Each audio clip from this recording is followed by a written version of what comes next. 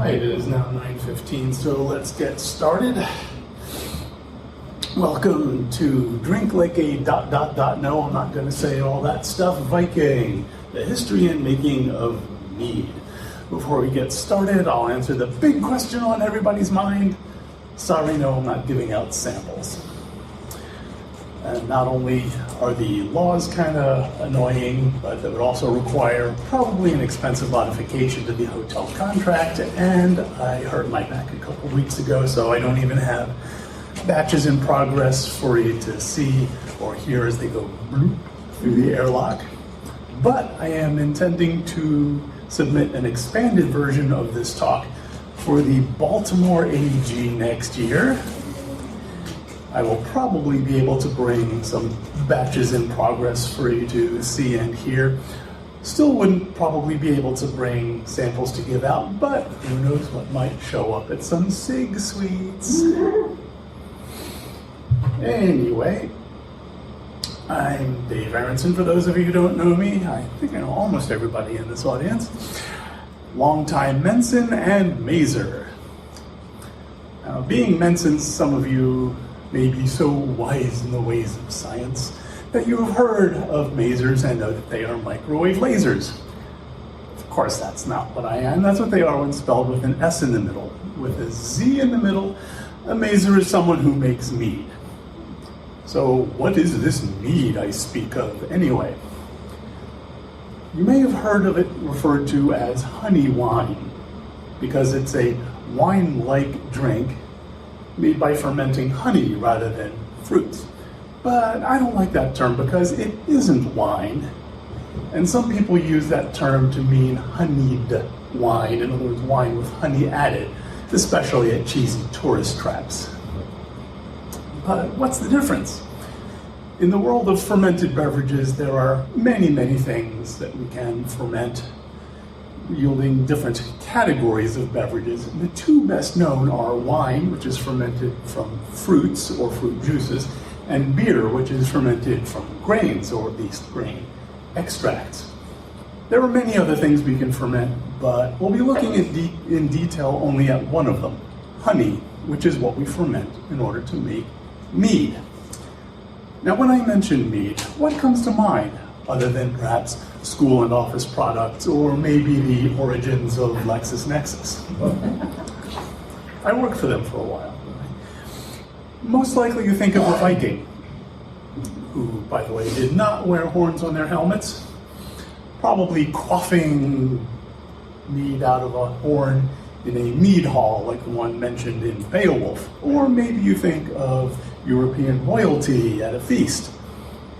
But mead has actually been part of the culture, not only all over Europe, but Asia and Africa as well, and even Central America. Everywhere that there was some kind of honeybee native and sufficiently productive that we humans could harvest the honey. The earliest evidence we have of mead production is the residues on some pottery jars, dating from about 9,000 years ago. And they were found just like these 8,000-year-old ones in the Neolithic village of Jiahu in the Henan province of China. Yes, much further afield than most people would have guessed. It's almost certainly much older than that. One common guess is that it's about 35,000 years ago, having been invented by some early humans in Africa, and the knowledge spread along with humanity, though probably being lost where we didn't have access to honey. The list from the opening slide is just a small sampling of the cultures that have invented, well, reinvented, and had their own varieties, or at least mentions of it from ancient times, of mead. The oldest surviving description is that it's thought to be the Soma drink mentioned in the Rig Vedas, written in India somewhere around 1200 to 1500 BCE. Mead was found in the famous tomb of King Tut,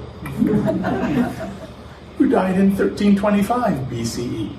The Greek god Dionysus was generally considered the god of mead before he became the god of wine. The Aksumite Empire of Ethiopia made mead from about 80 BCE to 825 CE. By contrast, the Viking Age is generally considered to be about 793 to 1066 and all that. Very brief and very much latecomers to the mead game, though their culture almost certainly had mead long before the Viking Age. So with all these cultures having drunk mead, you would think that some of them would have written down how it was invented, right? But most of them probably hadn't invented writing yet. So maybe they could have made some cave paintings or passed the story along orally, right? Yeah, not so much. That didn't happen either, at least not surviving to the modern age. So we have no definitive answers, but lots of guesses. Mostly that it happened by accident. The prevailing theory is that a hunter-gatherer stumbled across a beehive, hopefully not literally stumble, and decided to just take advantage of the honey to top up a partly empty water skin. I prefer the theory that rain fell into a beehive that was built in something fragile like a rotten log that split open. Either of those scenarios, and many more, would have let the honey start spontaneously fermenting due to the wild yeast that was almost certainly already in the honey, and if not, would certainly have fallen in. Eventually, we humans figured out that diluted honey, left exposed to the air, eventually turns into this yummy drink that makes us feel real good. Another effect you might expect, this time correctly, from these different cultures drinking mead, is the wide variety of types of mead. Now, most people think that mead, being made from honey, must be cloyingly sweet and taste primarily, maybe even only, of honey. The large commercial meaderies are all too happy to cater to this misconception, but good mead, such as you might find at a craft brew store around this area, maybe something like Total Beverage or whatever they call it these days, good mead can have an amazing variety of flavors. The sweetness can range from, yes, cloyingly sweet, down to absolutely bone dry. All kinds of things can be added for additional flavor. It can be still like most wines, sparkling like champagne, or as carbonated as beer, so that you pour it out and get a good head on it. And the alcohol can range from negligible, 1% or less, all the way up to over 20%. Some common varieties include traditional, often shortened to trad, and also known as show mead. Once again, I don't like this term traditional because it implies some level of historical accuracy. Almost all of the mead recipes we've ever found from before the modern era do include some kind of flavoring. Grape mead, also known as sack mead, is made with more honey, so depending exactly which yeast we use and some conditions and so forth, it could wind up stronger or sweeter or perhaps a balance of the two. Contrariwise, short mead or small mead, also known as hydromel, is made with less honey, so it generally winds up weaker or drier or both. Hydromel is also the word for mead in French, and the word for it in most other Romance languages is something similar. Metheglin is a broad category of mead, denoting those made with herbs or spices, or both. Before the modern age, most spices were rare and expensive, so this was a great way to show off your wealth, which was, of course, one of the main preoccupations of the wealthy. Many herbs and spices were also thought to have medicinal properties, and mead was basically a delivery mechanism, somewhat like making a tea out of it. Either one would be much nicer than something like chewing on a raw nutmeg. Not very pleasant. Metheglin comes from the Welsh for healing liquor, and some people think this is where the word medicine comes from. But actually, no. The etymology of medicine can be traced back to Latin word medicus.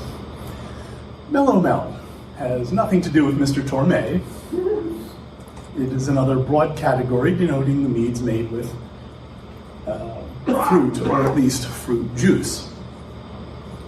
Braggot, similarly, is another broad category, those made with grains, or at least grain extract, usually a malted grain, just like we would use for making beer.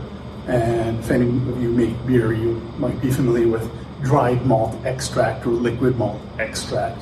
You can use that for making braggot as well. Bochet is a slightly narrower, drastically narrower category, and its distinction is that it is made with partially caramelized honey, giving it a sort of toffee or caramel-like note. Not fully caramelized honey because yeast can't ferment that. And of course we can combine these into things like a sac Bochet metheglin or a short melomel. And we'll actually see one of those in a bit. More specific, very popular varieties include things like sizers made with apples or apple juice. And this would be a subcategory of what? Anybody pay you one now? Yes, that'd be a subcategory of melomels, as would piment, which is made with grapes or grape juice. And rhodomel is a little trickier to categorize. It's made with rose petals or rose hips. Technically, rose hips are a fruit. So that would be a melomel, while if you made it with just rose petals, it would be a metheglin. And as said before, you could combine them, so you can make it with both, and it can be certainly a metheglin and melomel at the same time. Now, oddly enough, metheglins tend not to get a name of their own. So there's lots and lots of other ways to flavor mead with herbs and spices, especially ones that are now common, so that they are commonly used. Of course, these would make them subcategories of metheglin, and many, many other types that, I had to stop somewhere. There are also some interesting regional variations. For instance, in much of Western Europe in the medieval era and Renaissance, they enjoyed umphicomel and oxymel, made with unripe grapes or wine vinegar, respectively. In Lithuania, they have a traditional variety called Midas, which is simmered with traditional things like carnation blossoms, acorns, poplar buds, juniper berries, and so on. And I mentioned this in particular because a lot of medieval and even into Renaissance era recipes do say to boil and possibly simmer the mead. This was mainly because, well, not so much the mead, but at least the honey, the initial mixture. And this was because they usually chucked in the whole comb, possibly even the entire hive, especially if it was the twisted straw dome type called a skep. And they did this because that let everything come to the surface for easy skimming off. Nowadays, we don't need to do that. Even the stuff labeled unfiltered at your local grocery store has at least been filtered enough to remove the big chunks. But you're not going to find, dead bees and so forth floating around in your unfiltered honey. Poland is known primarily for some strength grades of mead. I'm not entirely sure I'm pronouncing these correctly, but Polterek, Dvoniak, Troniak, and Cheverniak, which are, as you see, they're 2/3, 1/2, 1/3, and 1/4 honey, respectively. Now, 1/4 is about typical for mead making, so you can tell the Poles really like their mead strong and sweet. I went there a while back and brought back what I was told was the most typical Polish mead, a bottle of Jadwiga named after one of their old queens, and it was quite sweet and rather strong. And nowadays, Poland is actually the largest producer of mead in the world.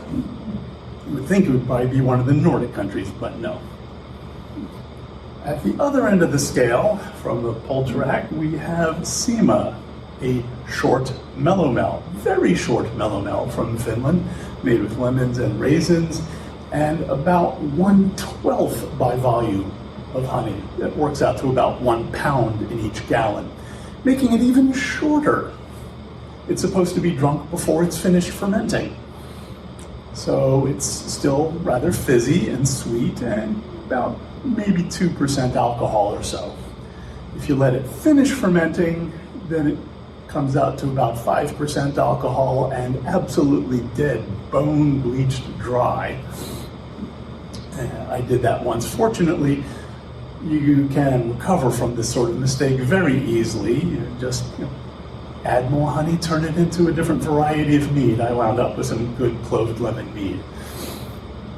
Now, getting out of Europe at last, in Ethiopia and Eritrea, I'm not sure if it's Eritrea, whatever, they make what the Eritreans call mess and the Ethiopians call tej, which you may have heard of at some local Ethiopian restaurants, flavored with the stems or possibly leaves of the gesho buckhorn shrub, added as a bittering agent, kind of like putting hops in beer. And they also sometimes put a fine grain in it called tef. And that makes it what the Ethiopians call tella and the Eritreans call suwa. And this would be a subcategory of what, since it's got grains in it? Agate? Close, braggot. Braggot. Yeah. And the Ethiopians also make bears, which is a sweeter and weaker version of tej, or possibly of tella. I'm actually not entirely sure. In South Africa, the Xhosa people make ilika. I practiced those clicks. Do that again.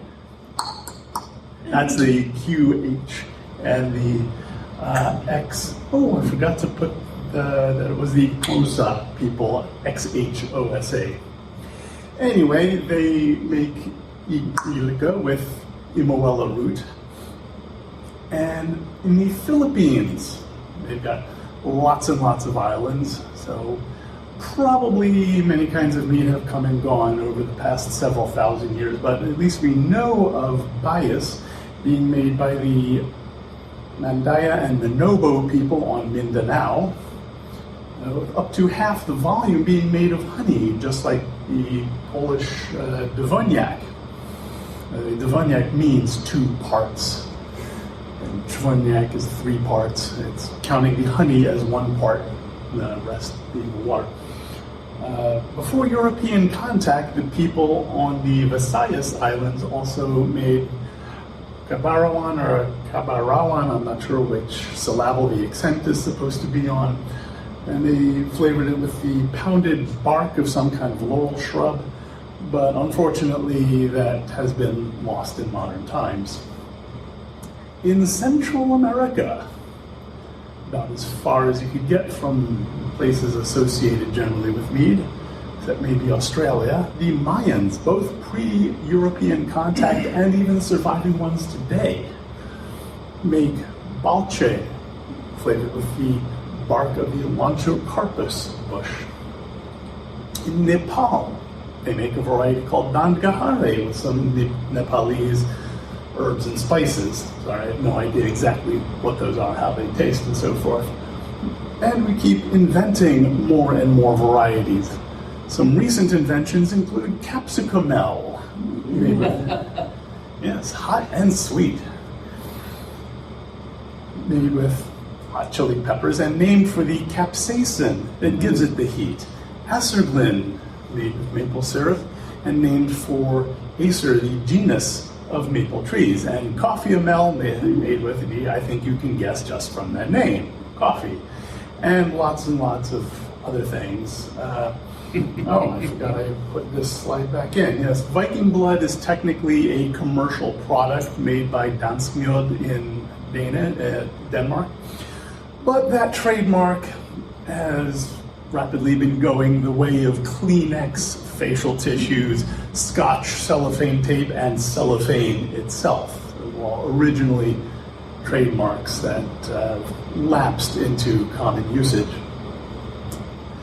And as you can see, made generally with cherries or cherry juice, and sometimes with hibiscus flowers. I believe that is actually in the commercial product.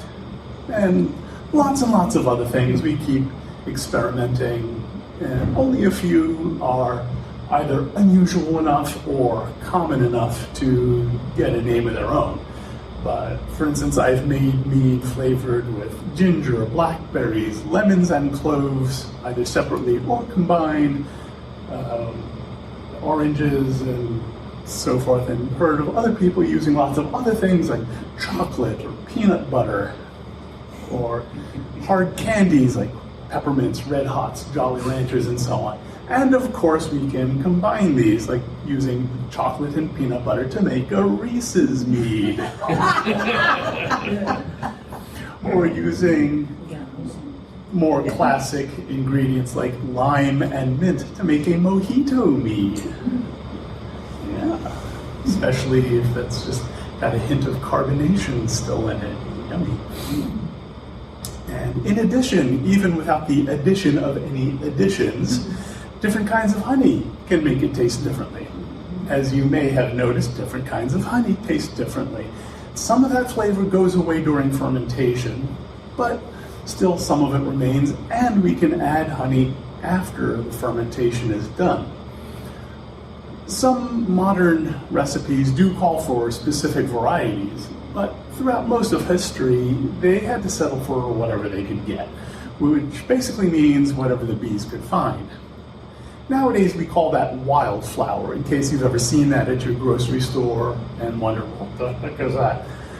Sometimes you may see more regional types of wildflower, like something labeled as Mid-Atlantic wildflower or Pacific Northwest wildflower. So that's a little more consistent, but if you really want your mead to be consistent batch to batch, I would recommend you go for what we call a varietal, or sometimes a monofloral honey.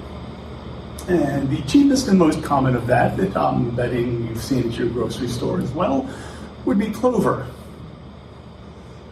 This is almost as cheap and common as wildflower, so unless you're on a very tight budget, yeah, go for it.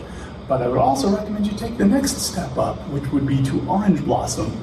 Just a little bit more expensive and almost as common as clover. Been to some grocery stores where I'm surprised they did not have it.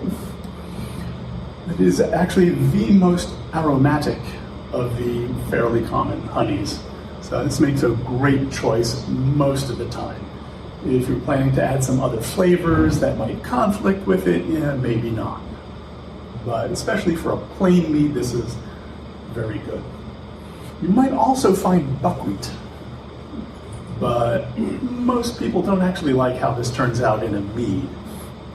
It's got a much darker color and a strong malty flavor. But it is popular with beer brewers making a darker style of beer, like a porter or a stout or at least a brown ale, or mead makers, mazers, making a braggot based on those styles of beer. Getting away from the things you're likely to find at your grocery store, because I've just covered almost all of them. One of the more unusual ones is meadow foam. You'll find that this smells a little vanilla-y and has a taste reminiscent of toasted marshmallows. So this makes it popular in combination with other flavors such as chocolate to make, and graham crackers, I forgot to add, yes, to make a s'mores mead. Yes, we get very creative with these. Or in combination with peanut butter to make a fluffernutter mead. Yes. I recently was able to sample some Tasmanian leatherwood honey. That's a story for another day. And I used to think that the things people use to describe wines, notes of cherry and dark earth and tobacco is, just snobbery. Then I went to Jason's Scotch tasting a couple of years ago. Yeah, with proper instruction, I could actually smell those notes. So to me, Tasmanian leatherwood had some hints of butterscotch and coconut. Unfortunately, I didn't get enough to actually turn it into mead. It would be rather expensive up here, so you might not want to do that unless you're really sure. And of course, there's lots more varieties. Just off the top of my head while I was writing up these speaker notes on the slide, lemon, lime, tangerine, tupelo, sage, fireweed, blackberry, raspberry, mesquite, avocado, alfalfa, saw palmetto, eucalyptus, mango, coffee blossom, lahua, and many, many more. Basically, any nectar-producing plant that is in the same area as bees. Keeping in mind that there are beekeepers who take their hives around to places where bees may not even be native. Also, different yeasts can affect the flavor. They give different flavor profiles, even though almost all of the yeasts made for making mead, cider, beer, wine, and even bread are all the same species. They're just different strains of it, just like a Chihuahua and a Great Dane are different breeds of technically the same species. I'm probably going to mangle the pronunciation because I never took Latin in school, but it's Saccharomyces cerevisiae or something like that, which is Latin for sugar fungus of beer or possibly of brewers, I'm not sure. And some of these are rather neutral and let our other ingredients shine through, while others give off various volatile organic chemicals or esters that may taste more floral, more fruity. That may complement the other flavors that we've got going in our mead. The other main difference among yeasts is their alcohol tolerance. The level of alcohol usually measured by volume at which they start to die or at least go dormant. The important point being that they stop eating. So we wind up with a different level of alcohol in our mead. This can usually range from the upper single digits up to about 18% for those things meant to yield a drinkable product. There are some yeasts meant to get over 20%, like 22 or so, but these are usually for things that you're not going to drink, you're going to distill. That's a whole different story. I'm not going to cover distillation in this, because don't distill in order to make mead. Some people do take mead and then distill it, but why mess with perfection? So not only can the level of alcohol affect the flavor perception directly, but making more alcohol uses up some of the sugars, making it taste drier. Long story short, the honey provides sugars, and then the yeast come along and eat as much as they can, peeing alcohol and farting carbon dioxide. And any sugar left over is what constitutes the sweetness of the mead. There are some other differences, like how fast they ferment and temperature preferences and other picky things that I'm going to more or less completely gloss over. There are strains of yeast meant specifically for brewing mead, but we generally use ones meant for wine or beer, sometimes cider, or if we're desperate, even bread. This is nowhere near as consistent because it's been bred, so to speak, for carbon dioxide production to make bread rise, rather than alcohol production or some particular flavor profile. But it can yield perfectly good mead, and in fact, this is what some recipes do call for. Or if we want to go really old school, we could just leave it exposed to the air and let whatever wild yeast falls in have at it, like a Belgian making a lambic-style beer. This runs the risk of the wrong stuff getting in, but it can yield a perfectly cromulent mead, though unpredictably. So how does one actually make mead on purpose? To make a 1 quart batch of mead at home, very simply, with only things you're practically guaranteed to find at your local grocery store. you will need, and this will all be on one slide later, so you can take pictures of it. First, you'll need some honey. Surprise! For this recipe, you'll need about 12 ounces. By weight, not volume. Don't get me started on our stupid units. If you can't conveniently find a 12-ounce squeezy bear or other such jar of honey, honey weighs about 12 pounds per gallon, so this works out to about a cup. So just pour it in your 1 cup measuring cup from your 5-pound jug or whatever, and it will be about right. But what kind? As you may recall earlier, I mentioned orange blossom is a really good choice for a plain mead, so I would go with that. You will also need about 3 cups of water. But again, what kind of water? Don't use city tap water with chlorine in it. That's bad for the yeast. Ideally, use spring water because that will provide some trace minerals. More on that later. Mineral water should also be perfectly good, but the fizzy kind might be a little too acidic, and either way, it's probably a lot more expensive than spring water usually. Distilled water should be okay. And if you want it to be reliable, rather than letting wild yeast fall in, you want to add your own. And as for what kind, yeah, the only thing you're going to find at your grocery store is bread yeast, so we'll roll with that. But how much?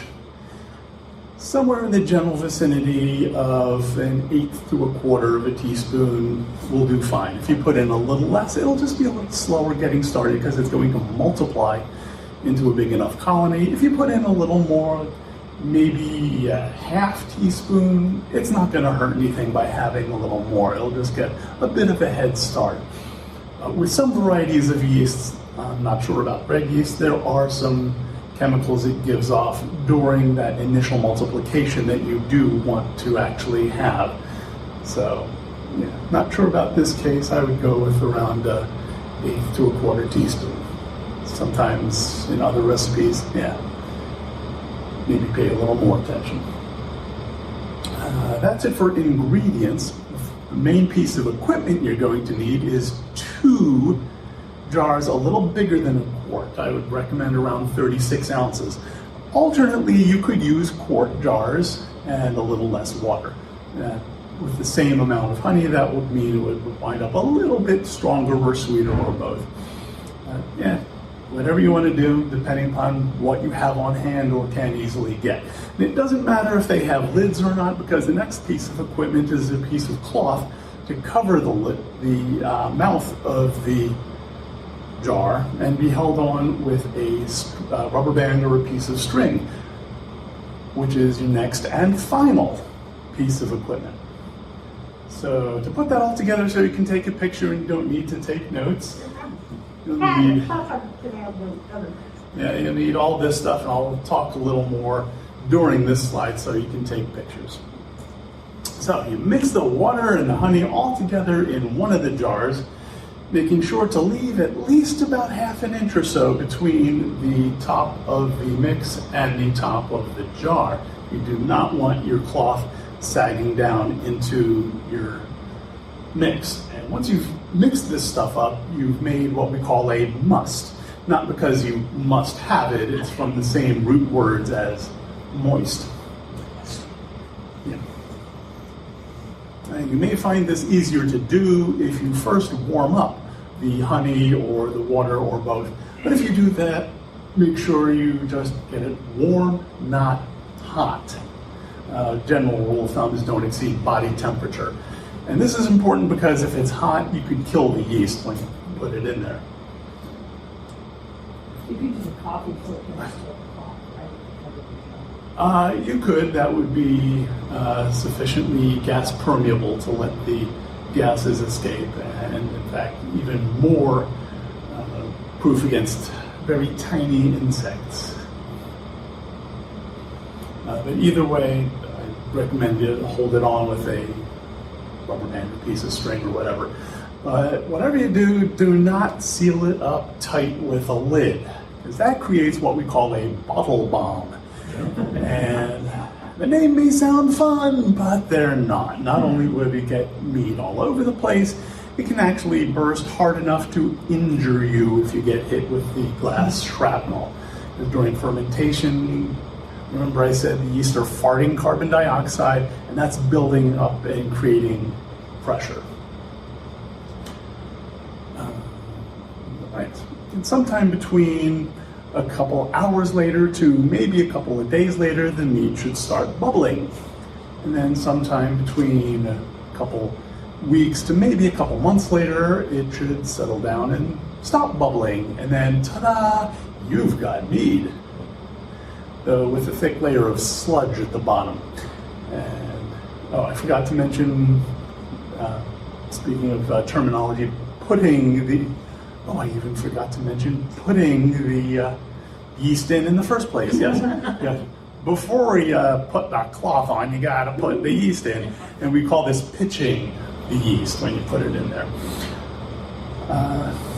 What terminology was I in? Oh yes, it'll have a thick layer of sludge at the bottom that we call lees or trub.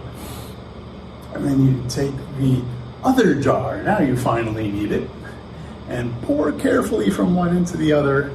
Leave as much of the sludge behind as you can. It's more or less harmless. It's mostly dead yeast, maybe some live yeast, possibly some proteins settling out from the honey. But it just doesn't taste very good. And if you chug a lot of it, you're going to have some digestive problems. Yes, question from the audience. Yeah, I will just make a comment here, having tasted the batches that it tastes. The better you can do to eliminate the yeast, the better the meat tastes. So you can explain how to do that, but like apparently it's like letting it settle a little bit more. Yeah, there's some more explanation of that in there. I'm just keeping it very simple for this section of it. It should be pretty much drinkable right away. Even mead that does not require aging will still benefit from aging, so you might want to try it again in another week and another month if you can actually wait that long. It's another reason to make larger batches. And you can drink it any way you want, chilled or warmed or over ice, out of anything you want, any kind of wine glass, beer stein, mason jar, or of course the kind of horns the Vikings actually did use. Now, you might have been looking for some instruction how a modern hobbyist like myself making a full-size batch would do it differently from what I just told you to do. I do what I say, not what I do, but okay, why? Now, first off, we would almost always make much larger batches. I usually make single gallons. Some people make 5 gallons, up to 10 is not rare. I do sometimes make quart-sized batches. That's mostly when I'm experimenting with a new kind of honey, so that I don't need to buy like multiple pounds of it to make a batch. In fact, I've got a set of 5 going right now, quart-sized. I'll show you pictures in a moment. There's a typical 5-gallon, same picture as you've seen a couple of times before. We also use different kinds of yeast. We might even use a yeast that comes as a vial of liquid culture rather than a packet of dry yeast. I tend to stick with dry yeast just for convenience. When we do use dry yeast, we often, though not always, proof it. And for those of you who don't bake, that means putting it in a little warm water with maybe a little honey, just to make sure that it will indeed actually start eating and multiplying, that it's viable. It's proof that it's alive. We almost always use an airlock, which is a device to let the carbon dioxide go out, but not let in oxygen and microbes and insects and so forth. There's usually, necessarily liquid in it up to about that level, so that anything trying to get in would have to swim through the liquid. And what kind of liquid? Usually either water or a sanitizing concentrate, a sanitizing liquid mixed up from concentrate, or What I prefer is cheap-ass vodka, bought just for that purpose. You may have even some cheap vodka on hand. You can use whiskey, whatever. I prefer vodka because it doesn't contribute much of a flavor, and if it happens to actually get backwards down into the mead, then it's just alcohol and water. Those are supposed to be there anyway. And I mentioned sanitizing liquid. We are generally careful to make sure that all our equipment is sanitized, not just very clean. But we use those terms a little differently than most people do. To us, clean just means free of visible dirt and debris.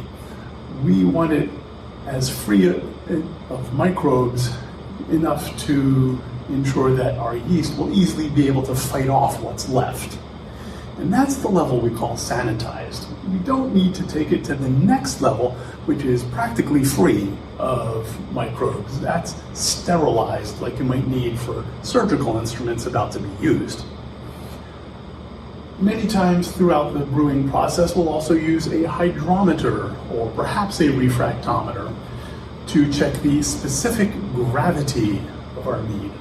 As you may recall from high school physics, the specific gravity, which we usually just shorten to SG, is the density of a substance divided by that of water. So something twice as dense as water is an SG of 2, something half as dense as an SG of 1/2, and so on. And this will drop over the course of fermentation because the honey is denser than water at about 1.425 or something like that. And ethanol is much lighter at about 0.85 or something like that. And when that SG is steady, at least a few days apart, that's how we know that the fermentation is finished. Don't rely on airlock bubbles. Bubbles lie. Also, if we write down the starting specific gravity, or as we call it, the OG, original gangster, original gravity, and then we compare it to some later point, the drop in SG tells us how much alcohol is in it because of that difference in density I mentioned earlier between the honey and the ethanol. We often stabilize our mead, which means to make sure that the fermentation is done and will not restart even after we add more fermentable sugars. This is usually done with chemicals and sometimes with heat, but that's very tricky to do right at a home scale. So we usually recommend chemicals if you're going to do that. We do this so that we can bottle it or otherwise seal it up safely without creating bottle bombs. And as I implied, we often do bottle it. We can reuse old bottles, buy new ones, use flip-top Walsh bottles, cork it, put a cap on it like on beer, all kinds of ways. We can even can it if you've got significantly more complicated equipment, or keg it if it's, especially if it's self-carbonated or we're going to force carbonate it. It's not recommend using one of those soda stream machines. Mead is much more difficult to clean out of those things than water. Sounds like the voice of experience. A smart person learns from their mistakes. A wise person learns from other people's mistakes. And I am a wise ass. We also might add honey or other sweet things after the fermentation is done, especially if it came out drier than we like. Some of us, in fact, make all our mead this way, deliberately adding just enough honey to get the alcohol we want, fermenting it down to totally bone dry, stabilizing it, and then back sweetening with exactly enough honey to get the sweetness we want. This is a much more reliable but more complex method than putting in all your honey up front and just hoping that the yeast stop at the right point. So that approach is often called pitch and pray. Alternately, we might ferment it totally dry, not bother to stabilize, and then back sweeten with non-fermentable sugars, such as lactose. We also usually add some sort of nutrients, either in the form of mineral-rich fruit, like how bananas have so much potassium and a good bit of other things. Or if we're making just a plain mead, and sometimes even if we're not, adding artificial nutrients, sometimes also called newts. Honey contains pretty much nothing of nutritional value other than sugar. So it's like feeding your yeast junk food. They'll survive just fine for a while, and that's how we can do a small batch very easily without artificial nutrients. But for a larger batch, we need them healthy for longer, so we need to feed them a better diet. You can think of artificial nutrients like giving them a multivitamin pill. We might also add other things to help with the fermentation, such as a pH buffer or yeast starter, which is very similar to yeast nutrients, but has a balance of things that they'll need at the very beginning rather than during the actual fermentation. I think I misspoke. Did I say yeast starter? No, yeast energizer. Yeast starter is basically a pre-made colony, just like with sourdough starter, things like that. Right. We almost always use an auto siphon when we're transferring it from one carboy, I forgot to explain the term carboy, from one vessel to another, such as the larger jugs that we call a carboy. This is a device that we can pump once or twice. Let's go on that part there, which slides up and down inside this part here, to get the siphon going. And then at the other end of the siphon, we might use a bottling wand, with just a plastic tube with a valve at one end that is normally closed, but when that little stem there is either tilted or pushed in, that opens the valve and lets it flow. So we can stick the bottling wand in one bottle, get the siphon going, and it'll flow down, and because the end of the bottling wand is at the bottom of the bottle, that stem's pushed in and the mead will flow. When the bottle is about to be full, we can pull it up, and that will stop the flow so we can put it in the next bottle. After using the auto siphon to transfer it from one vessel to another in a process we call racking, which is usually done to leave the lees behind. You can see a little bit of lees in there. We usually let it sit a while, possibly in the refrigerator. And if you do that, that's what we call cold crashing. And that'll let more of the yeast and stuff settle out. So that means more stuff at the bottom again. So we might wind up doing that twice or even more. Depends how clear we really want it. And it doesn't matter terribly much, except when the lack of clarity is from yeast, which it doesn't taste very nice. After it's done, we might add other things to help with balance and mouthfeel. And balance is actually a three-way balance between the sweetness, the acids, and the tannins. Typically, we're mostly concerned, as far as acids go, with malic, tartaric, and citric. Not only can you have it out of balance by having just not enough acid, once you have a really refined palate, more than mine, you might think, oh, this needs a touch of malic acid as opposed to citric or tartaric. But at the stage I'm at, it's more like, okay, it needs a little more acid, and you can either use whichever one you happen to have on hand, or you can get a powdered blend of all three. And to add tannins, there are certain fruits you can add, like raisins or grapes often contribute a good amount of that from their skins, or you can age it in wood, or the other way around, temporarily put some wood in the mead, such as this medium toasted American oak spiral. You can get it in different types of wood, different levels of toasting, different form factors. I have a baggie of cubes at home. You can also get them as chips, honeycombs, all kinds of things. And we might add all kinds of things for flavorings as I went on about at length before. Or not. Grain mead is still quite popular.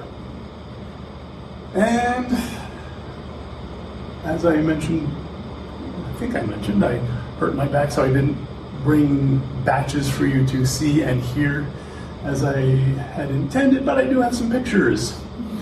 Here we have some gallons of different types of honey being fermented, and one larger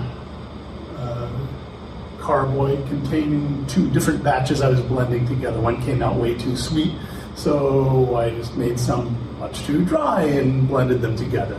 Very common thing to do. And I mentioned having some cork experiments. Here we have mesquite, that's mostly mesquite from Trader Joe. Mango, eucalyptus, I picked up a 1 kilo jar of that at TJ Maxx a while back. Tangerine blossom and good old orange blossom. And these ones from the previous slide I bottled.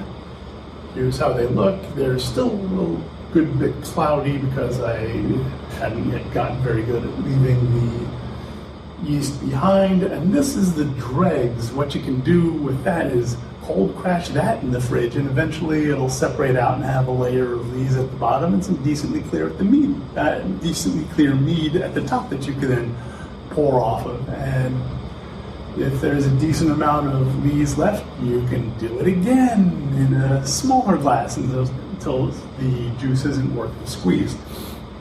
After I got a little better at leaving these behind, though, I bottled this set, and that is blackberry.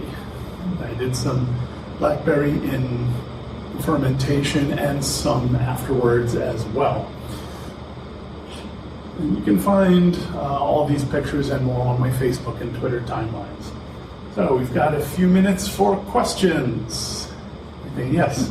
There was so much talk about unadulterated honey coming from. How can you be sure you're getting? Is it safe to use something from the grocery store?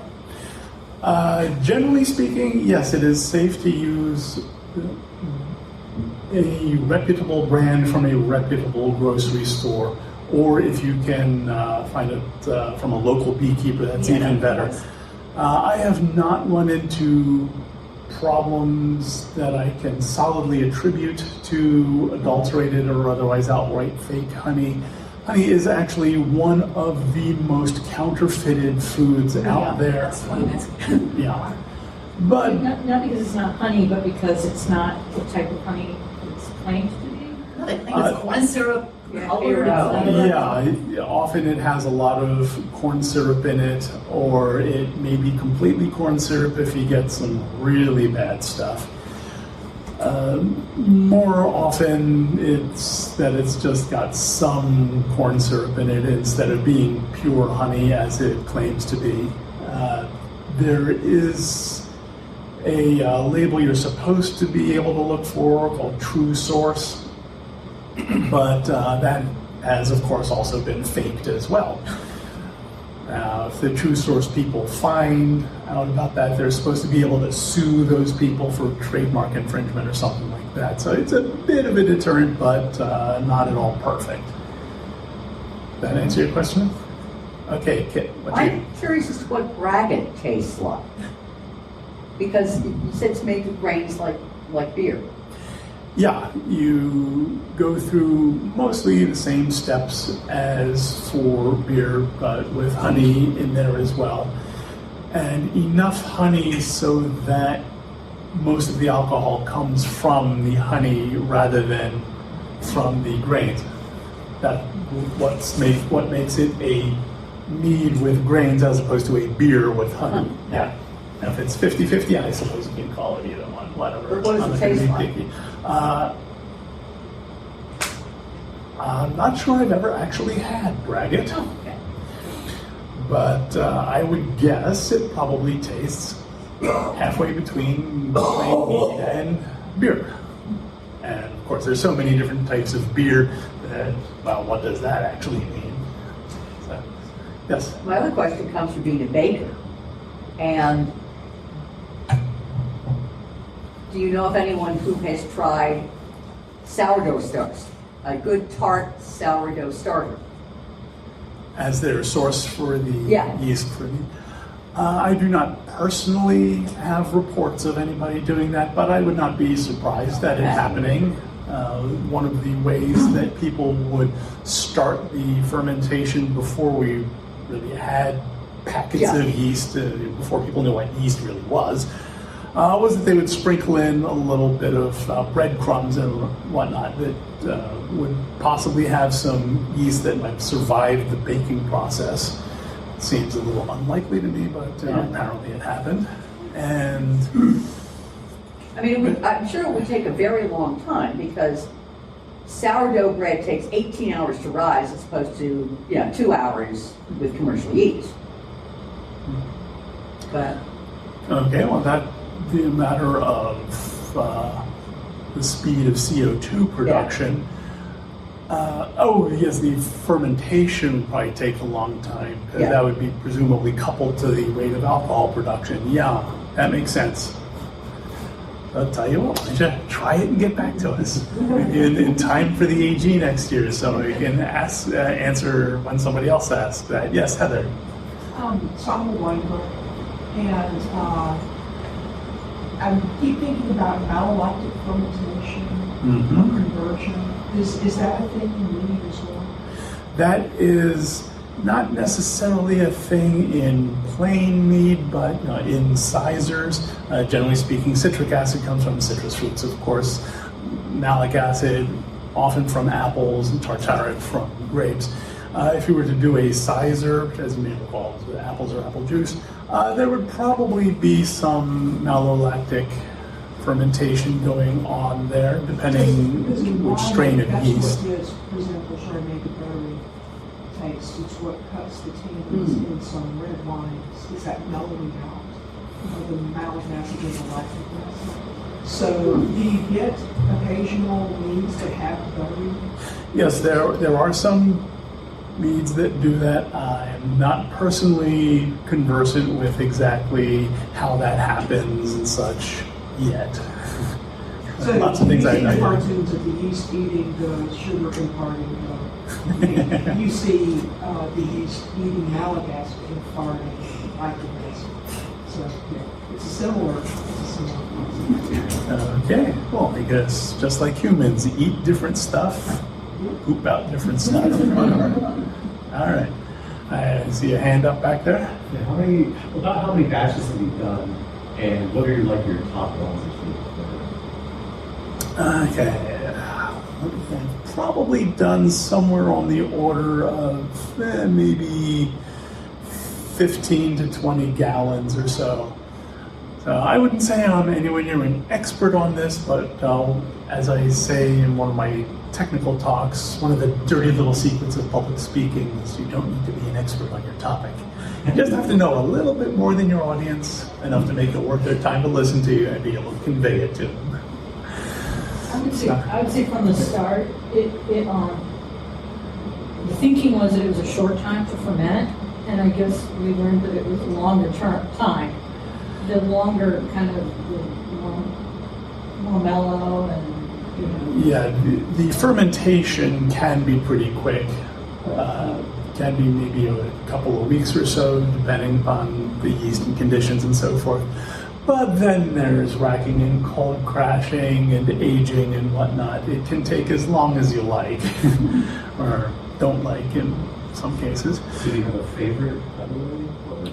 I think the best tasting batch I made, it would really annoy the purists, but I would say that Joe's Ancient Orange Mead, which is often denigrated as a carefully crafted balance of bad habits. Seriously, I would not recommend you start with it because it teaches you bad habits and you may decide to modify it. Of course, being Menson's, we want to mess with it and see how we can make it more to our taste.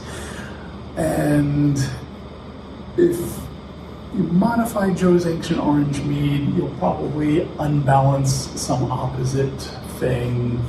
But if you go by the original recipe, but substitute a stronger yeast, don't use bread yeast, use something like, I wound up with Mangrove Jack MO5, which has about an 18% tolerance. It's, most of those are technically champagne yeast. This was a mead yeast. It sounds like somebody's had a little too much mead back there. Then that brings it down from just way too sweet down to something much more drinkable. At least to my taste. Yes. Is meat something that you would drink with a meal or before or after a meal? The snarky answer is yes. Because it seems to be something super sweet you would really not want to drink. Yes. Well, one of the points you may have missed, it can be anywhere from super sweet down to bone dry. You can have a sweet one for dessert after having a dry one with the meal, and maybe a medium one as an aperitif or whatever. Or maybe later you can have some over ice cream, have some mixed with orange juice, especially if it's carbonated, as a mead mosa. You can drink it anytime, anyway, anywhere, whatever. Not your driving. Well, yeah. Use your judgment. Anything else? All right, then I guess I can abandon the stage and let the next speaker set up.